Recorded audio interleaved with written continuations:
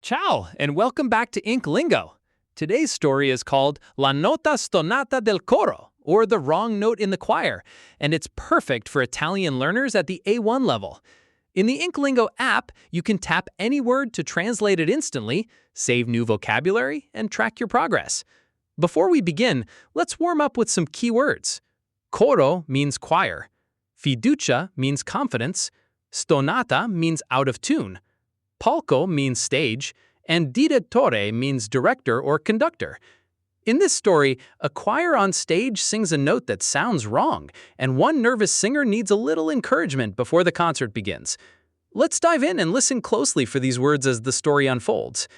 Marco è sul palco. Il coro canta, ma qualcosa non va. Una nota è stonata. Il direttore, il signor Belli, alza la mano.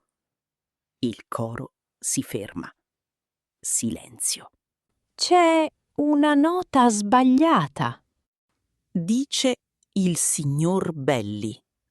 Chi canta stonato? Tutti guardano in basso. Marco guarda Sofia, la nuova corista.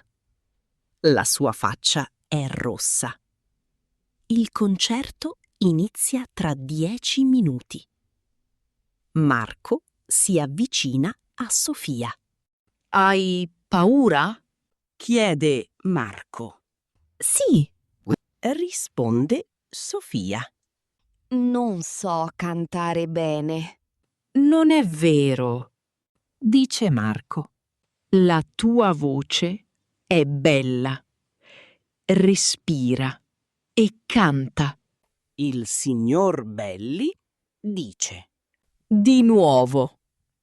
Tutti insieme. Il coro canta.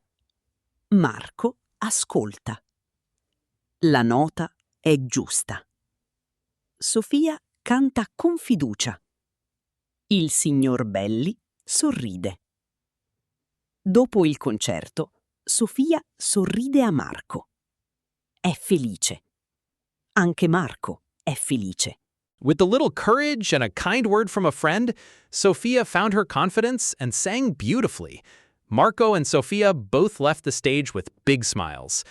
If you want to read more stories with tap to translate, word saving, karaoke highlighting, progression tracking, and many more features, check out the InkLingo app.